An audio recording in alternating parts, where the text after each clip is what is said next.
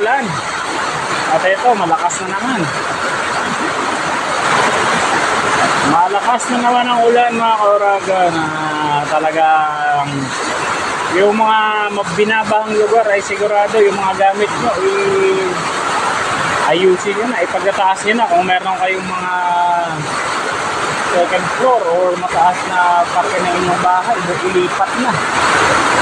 Nakikita ko sa mga balita ay talagang yung iba ay may mga hanggang dibdib na baha na. Kawawa naman ang ating mga kababayan.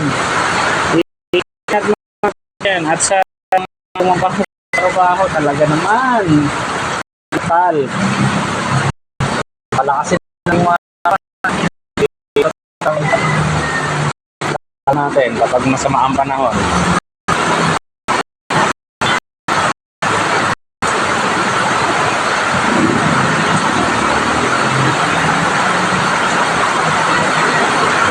Halos magdamag yung ulan mga kauragon. Tapos ito pabugso-bugso biglang lalakas.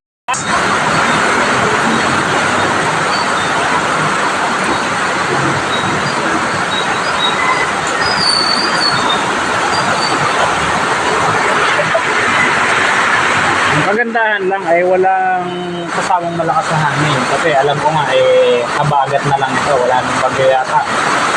Pero yung isang inaantabayanan, hindi pa siguro nakapasok sa Philippine Area of Responsibility. So yun lang ang update natin mga oragon dito sa aming lugar.